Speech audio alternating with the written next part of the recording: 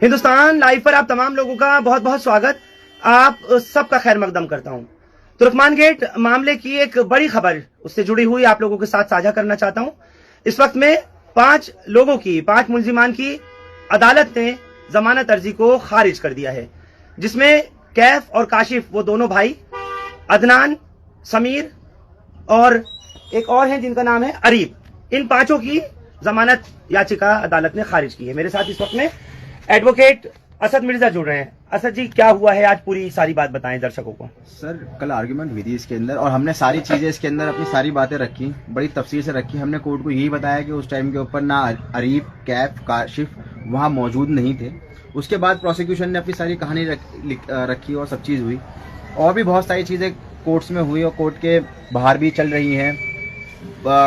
इन cases को लेके बहुत सारी जगह से प्रेशर भी बनाया जा रहा है। फर्दर ये उस प्रेशर का ही नतीजा है जो आज हमें देखने को मिल रहा है। कोर्ट के बाहर भी और कोर्ट के अंदर भी जो चीजें हो रही हैं, कहीं ना कहीं वो पॉलिटिकल प्रेशर ही है। मैं एक चीज आपसे और पूछना चाहूंगा असद मिर्जा साहब, ये FIR 17/26 में 109 यानी जो पहले 302 हुआ करती थी उसको 307 हुआ करती थी, उसको जोड़ा गया था। तो अब ये 109 के जुड़ने की वजह से आपको लगता है कि FIR की वेटेज ज्यादा हुई है, या फिर क्या वो बच्चे या वो लड़के जो लोग इसके अंदर अब तक, क्योंकि गिरफ्तारियों की तादाद जो है वो 20 हो चुकी है, जैसे 2 लोग और गिरफ्तार हुए हैं, तो आपको लगता है कि 109 की वजह से मेट्रोपॉलिटन मैजिस्ट्रेट ने MM ने जो है इसको रिजेक्ट किया है?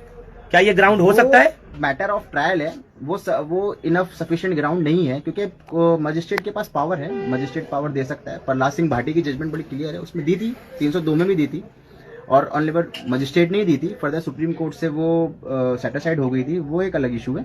बट लेकिन मजिस्ट्रेट के पास पावर है। जज साहब ने बाकी फर्दर डिटेल में ऑर्डर पढ़ेंगे, बाकी जो उसमें जो हमने पढ़ा है मेन उसमें वो है, जज साहब ने it is a matter of trial और वो ट्रायल के मैटर पे देखेंगे। फर्दर जो 307 के अंदर जो मतलब 307 लगाने की एक आप कह सकते हैं कि अगर हम FIR पढ़ेंगे तो FIR के अंदर कहीं से कहीं तक कोई इंग्रेडिएंट, कोई इंटेंशन ये नहीं दिखा रहा है कि जी वहां पे हमारी ये इंटेंशन थी, मतलब हमारे से मुराद है मेरे क्लाइंट्स की ये इंटेंशन थी कि वो वहां जाएं और वो पत्थरबाजी कर रहे हैं, ऐसा कुछ भी नहीं है उसके अंदर। इवन दो प्रेजेंस जो उनकी है, जो प्रोसिक्यूशन प्रूफ करने लगे, तो मैटर ऑफ ट्रायल है, प्रोसिक्यूशन जब प्रूफ करेगा तब की तब आएगी बात।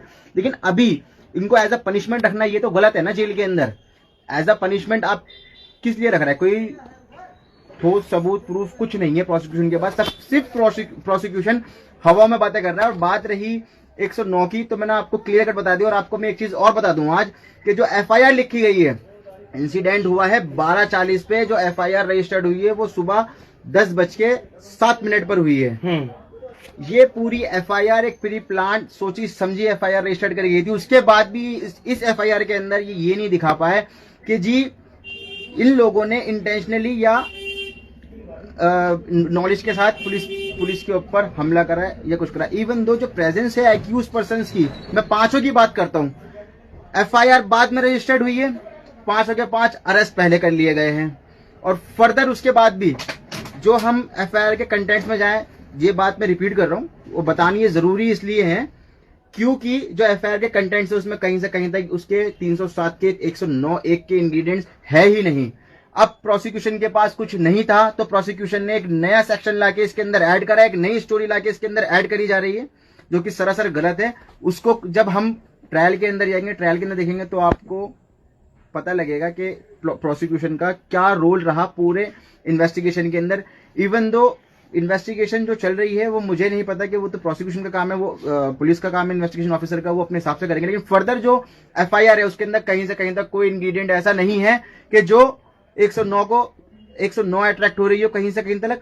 दूसरा, या इनकी एक्यूज पर्सन की प्रेजेंस दिखा रहा हूं, क्योंकि हमारे पास CCTV फुटेज अवेलेबल है कैफ की भी, जिसके अंदर वो 7 बजे से लेकर रात को 3 बजे तक अपने घर पे मौजूद था। 7 बजे की एंट्री है लगभग और 3 बजे के आसपास की लगभग उसकी एग्जिट है। और सेम अरीब तो उस मौके से 1.5 से 2 किलोमीटर दूर था अब मुझे नहीं पता कि प्रोसिक्यूशन कैसे उसको कवर कर रहा है अपनी स्टोरी को, यानी लेकिन ये जो सब सच्चाई है यानी वो ये है। सब जो है वो एडवोकेट असद मिर्जा, ये सब मैटर ऑफ ट्रायल है।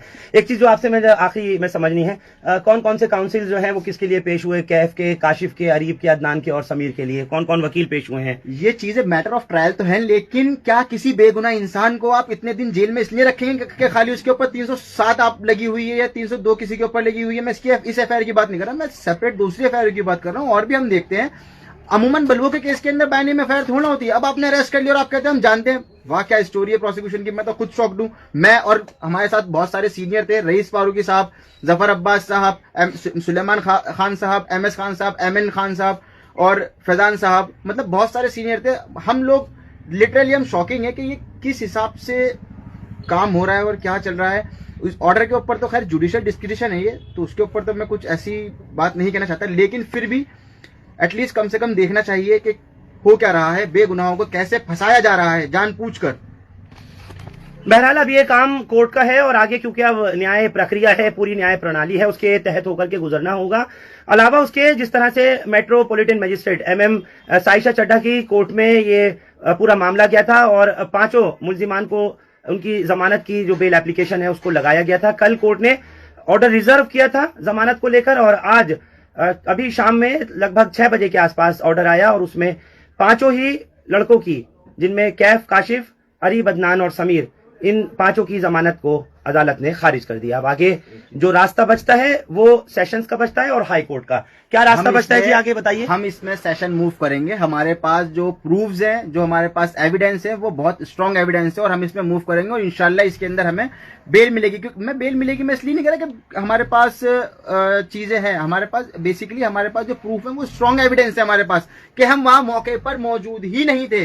जब हम मौके पर कोई मौजूद नहीं था, ठीक है, it is a matter of trial, but at the time of arrest or at the time of bail application the court should heard whether I was present or not। ये ऐसे तो कोई भी आगे एक झूठी एफआईआर रजिस्टर करा देगा और कह देगा, क्या कहते हैं कि आप आओ और एफआईआर लिख दी गई है, अरेस्ट कर लो जी, कुछ तो दिखाओगे आप हमें। और जो कोर्ट के अंदर जो भी चीजें प्रोसिक्यूशन ने दी थी उसके अंदर भी जो उसको ऑन द स्पॉट दिखाना है 2 बच्चों को, मैं उनके नाम डिस्क्लोज नहीं करूंगा, उसमें पुलिस वाला उसका हाथ पकड़ के खड़ा हुआ है, कौन सा स्पॉट, और वो तो मैटर ऑफ ट्रायल हो जाएगा ना। अब हम मांगते हैं तो प्रोसिक्यूशन जवाब देता है कि this is the matter of trial. आप दिखाओ ना हमें सीसीटीवी फुटेज किस टाइम के, किस वक्त की, वरना हम दिखाते हैं आपको कि कैफ कहाँ मौजूद था, अरीब कहाँ मौजूद था और काशिफ कहाँ मौजूद था। ठीक है, बहुत बहुत शुक्रिया। आगे उम्मीद है इंसाफ की, सबको, आपको, हमको, हम सबको अदालतों पर पूरा भरोसा है। निश्चित तौर पर इस चीज के ऊपर यकीन रखें कि आगे सेशंस और आगे फिर हाई कोर्ट वगैरह वगैरह है। बहुत बहुत शुक्रिया। आप लोग हमारे साथ 30,000 अदालत से इस खबर पर जुड़े। हिंदुस्तान लाइव फरहानिया या यूट्यूब पर सब्सक्राइब कर सकते हैं और क्लिक कर सकते हैं बेल आइकन हमारी खबर की पहली नोटिफिकेशन के लिए। फेसबुक पर हमारा पेज हिंदुस्तान लाइव फरहानिया या फॉलो और लाइक कर सकते हैं। Thank you for now.